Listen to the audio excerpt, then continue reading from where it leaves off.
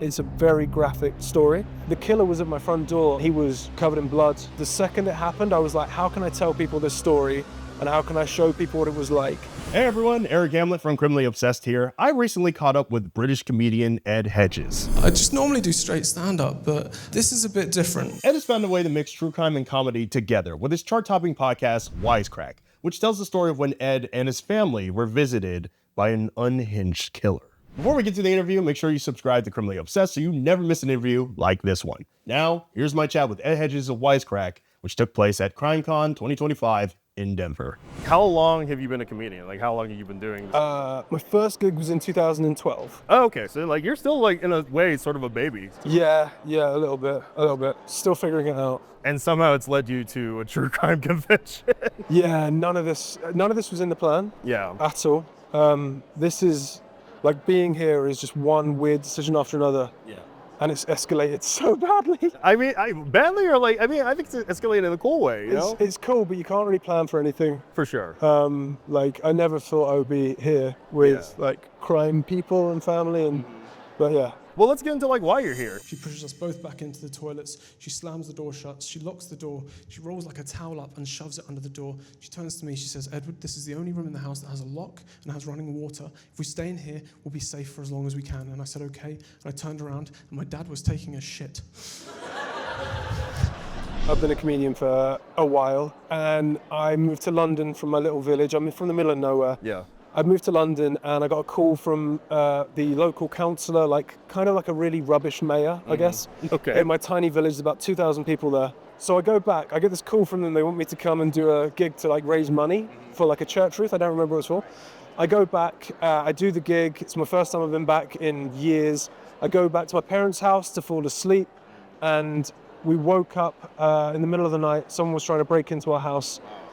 And the show is kind of about who was outside, my family, and it's a comedy show, but I mean, I suppose I'm here so I can kind of spoil it a little bit. Yeah. The person at my front door was a killer who had killed his family and was trying to get in to get me and my family. Wow.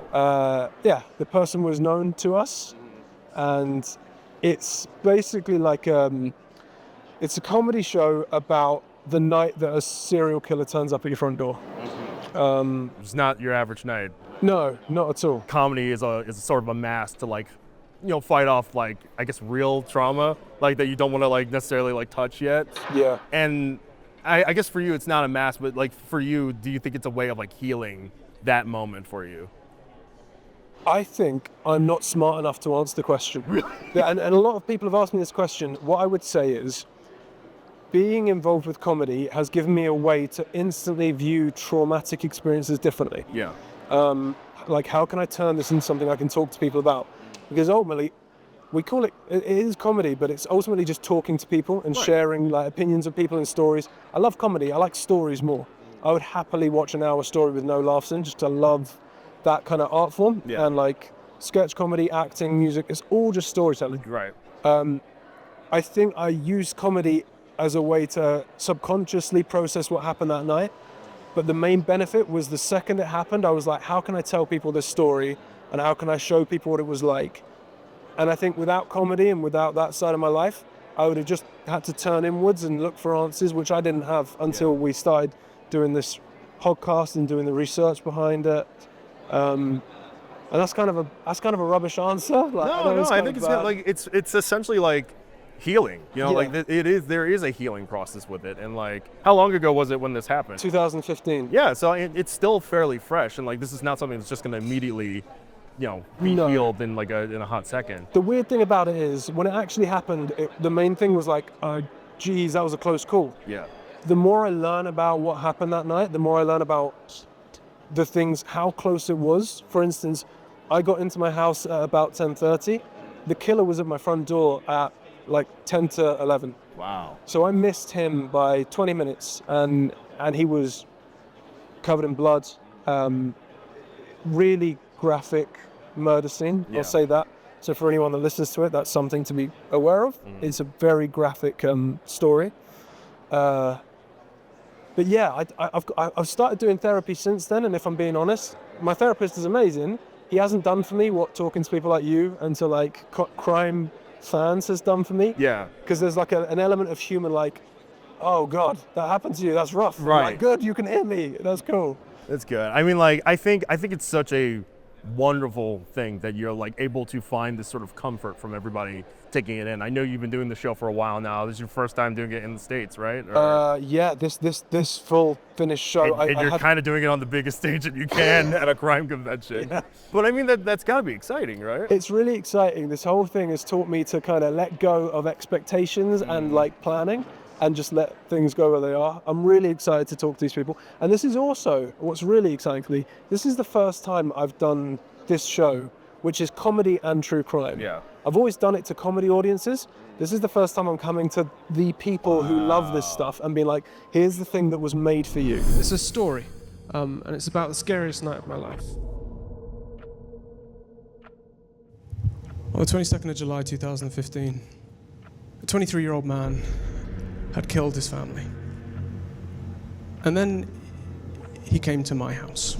The podcast and the live show are two different things. You hear the live show and the podcast. The podcast also has a lot of, like Jodie, the lady that saw this show in Edinburgh. Yeah. She really dug into things, and I should probably say to people that wonder how it got started, when I first wrote this show, I was doing it in a room for 40 people. It was raining, and Jodie Tovey, who's worked in TV and stuff for years, she wanted to get out of the rain. My room was the only room that had like no one in because no one knew what the show was. Yeah. She came in, saw it, and she was like, I need to find out if this is real. So the podcast is really her journey seeing a comedian and being like, okay, is he lying? Is this all a lie? Wow. And she's interviewed everyone. Like, she's met my parents, she's met the people that were in the court, she's met psychologists who look into murderers' psyche, I guess. Yeah. But it's been a really weird one, yeah. Have you, because sometimes I host a true crime comedy show. I'm aware of it. And, yeah. and mine like is, I guess, lighthearted, but I still every once in a while like have to deal with people who are like, should we be laughing at certain situations? Like, is it the right place to like find humor in maybe like a sort of darker subject? Yeah. And I want to know your approach to that. Like, have you ever like had to deal with like an audience member or maybe just someone on the outside looking in saying like, I don't really like your approach to this. Yeah. And how do you handle it whenever it comes up? Really early doors. Well, how I handle it, I think you've got to have no ego. Yeah. And you've got to drop the idea that you're the expert, because I think you can always learn. Comedy, as you know, is really great. I truly believe comedy can talk about anything in the world. But bad comedians or comedians that haven't done the work try and talk about things they're not ready to talk about. Preach. Or aren't experts in talking about. So Preach. you have like a male comedian talk about women's rights and try and make a joke out of it. That can be done. Yeah. If you know and you come from the right place. So for me, this whole thing has been like, I want to tell the story. How do I level up my game enough so that I can talk about this? And yeah, I've told this story enough now, and because it's so personal to me, I've kind of worked all the edges off it. But you're right. Early doors, I had some terrible previews. Yeah. I said some things that were really bad. I gave up too much information. You know, true crime fans want to know a certain level of detail, but at a certain point, they're like, I'm good. Yeah. Like, you've told me what happened. I want to know about how you dealt with it. But yeah, I definitely think it's been... the prospect of making this story good was so tantalizing to me. I had to confront being rubbish and not being good enough, and then just level up. I can hear in your journey that like it's made you not only just a better person, but a better comedian, and more than anything, a better storyteller. I really like that you really leaned into just the discussion of like you were telling a story. Yeah. That I've said this about myself, where I'm like, I'm more than anything. I don't consider myself a comedian. I've never been You on are a comedian. No, I'm just a guy with a camera. But I think I'm more than anything a storyteller. I love telling stories. I love entertaining people with the stories. And I think the way I haven't seen the show yet, but like I'm very excited to check it out because I think there's so much potential in it. And I think it's also going to be something that's going to be healing to people who might have dealt with something similar to this. Yeah. Like, I mean, like, who knows? Like, a lot of people in the true crime space are people who have witnessed things in their own lives that like make them want to reach out and find, something that they can grasp onto that like feels familiar. Yeah, totally. One of the really challenging things with telling this story was at the end of it, people wanted an answer. And when it happened, I was 22 years old. So people were like, okay, we've heard you talk about this really traumatic thing, this horrible night, and a lot of gruesome details. What's your message for us? And I was like, I'm 22. I don't know what, and then there's the list of things that I know what to do or have an opinion on that I stand by is very short. Right. So the hardest thing about doing this show hasn't been, for me, like emotionally or anything like that. It's just been, how do I finish this story and then leave an audience in a place where I want them to be? Because if we say it's a journey, if we say like telling a story is a journey, you need to leave them better than you found them. And we go to some really dark places in this show. So coming up with a message or a moral or trying to do that has been the hardest part of all of it by a mile. Have I done that? I honestly don't know. I do my best that I can, but I think this has made me really comfortable in saying, look, that was my best, and I'm happy to not be good enough right now. I'm kind of letting go of the need. Yeah. So yeah, that was the hardest part of it all, I think. Wow. And then I guess like going forward, like anybody else who's trying to like enter, maybe not even just like entering into the true crime space, but like wanting to add like a comedy edge to it, but like anyone who wants to do something similar with like their own trauma, like whether they want to create a show out of it or like something that like I guess like people can laugh at, but at the same time like learn something, like you said, and come out of it with a good lesson. Like what would you say to those people? Drop all your ego or expectation of doing something well. The second you let go of the result, you can focus on the product. And the reason this show now, in my opinion, is tight and good is because I've had so many bad experiences, but the whole thing's been a lesson in reframing it and learning and editing. So if someone had something that happened to them that's a really difficult conversation or subject to talk about, I would say be honest to yourself first and the facts. You need to be honest, and you also need to be willing to kind of be wrong a lot. I've had so many gut punches from audience members being like, that's not comedy, you shouldn't do that.